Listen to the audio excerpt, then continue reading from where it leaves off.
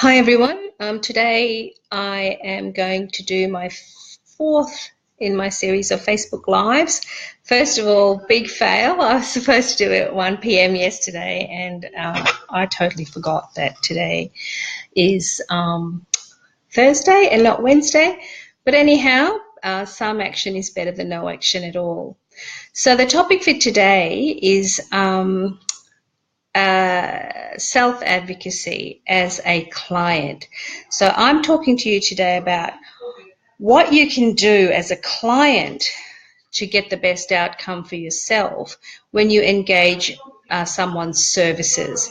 So I'm flipping it on the other side. Usually I act for the service providers, but today I'm talking about what happens when you are a customer or a service, and what's the things that you can do in relation to, I guess, having your own back and working out the best way to get the best outcome for your service, for your engagement with that person. So, of course, you know, I draft business terms and conditions and client agreements and policies. And one of the things that I've noticed in my work is that people often tell me when there is a dispute, and I ask them the question, what does the agreement say, or what do you have the business terms and conditions of the person that you have an issue with? And so many times they tell me, I never asked for the business terms and conditions, or they say, I didn't even know that they had business terms and conditions, or no, I never signed a client agreement, or I never saw a client agreement, or I've never seen any business terms and conditions. So the answer to that, my answer to that is, well, the best thing you can do moving forward is to get into the habit of asking people that you are hiring or purchasing something from for their business terms and conditions. So what do you look for when you are asking for that? In a properly drafted business terms and conditions, you're essentially asking for information about the service that you've paid for. And there's a couple of things that I would recommend that you watch out for in or seek some clarity about in the business terms and conditions. How is the service described? Is what you're buying described in the business terms and conditions or referred to in the website? Is there parity in all of that? Are they all talking about the same thing? Is the service described accurately? Is the package described accurately?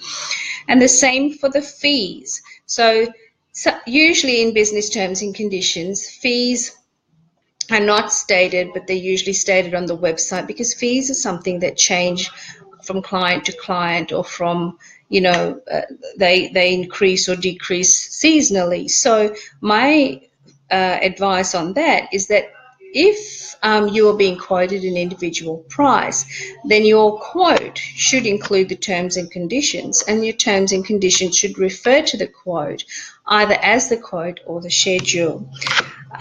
Payment methods. So make sure that the terms and conditions are really clear about the payment methods. How are you paying? If there's a payment arrangement, are you happy with it? How are they accepting payment? How is your payment information being managed?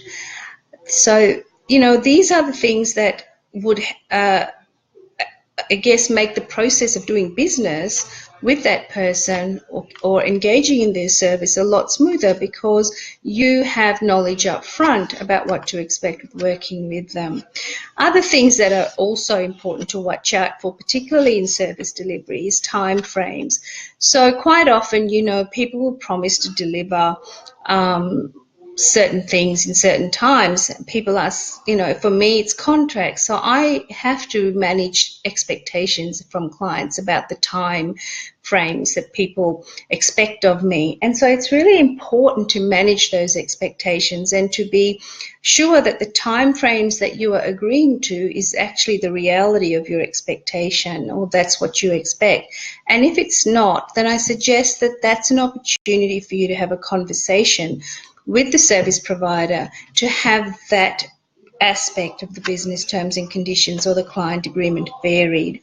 So the point of this is that when you get into the habit of asking for business terms and conditions, you are taking a very important step in protecting yourself, in setting yourself up for success in that transaction, because A, you're putting the service provider on notice that you expect them to have business terms and conditions, because that is a professional requirement, that you need to know what's going to happen, when it's going to happen, how much it's going to cost.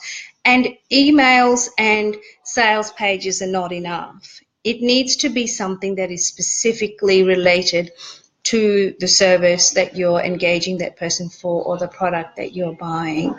So it's super important that you actually do that and get into the habit of asking, do you have business terms and conditions? Do you have a client agreement that I can look at prior to signing off on a quote or accepting a quote, or progressing with talks on which package you're going to buy, or what service you're going to use, or whether you're going to get the VIP version or a one-on-one session or whatever. And from your point of view, it's just smart business. It's really smart business. I have often forgotten to ask for business terms and conditions, but nowadays I do it. I do it because I think I really like to know what to expect when I'm working with this person. I'm a very accommodating individual, so once I know that these are the timeframes people are working with, this is how they like to be communicated with. If I have an issue, what the process is in discussing or negotiating or resolving an issue. If I have all that knowledge, I'm quite relaxed, and I suspect that most people would be relaxed as well, because, to a large extent in something like this, knowledge is power. So I would very much recommend or advise that if you are a client of a business, think about who you're working with at the moment. If you don't have a client agreement in place, or if you haven't seen their business terms and conditions, it's not too late to ask for them. And if they don't have one, then put them on notice that that is something that you expect them to have, and it'll just raise the bar and encourage businesses to actually improve their content, improve their relationships with clients, educate their clients more, be more transparent in their processes when they put themselves out there to conduct their businesses. So in many, many ways, even if you as a business provider don't have terms and conditions, there will come a day when somebody asks you for them, and you run the risk of actually losing a client who does ask for them. Clients who ask for business terms and conditions are not problematic clients. They are professionals. They have their, they want to know how to operate so that they are operating at maximum alignment with you.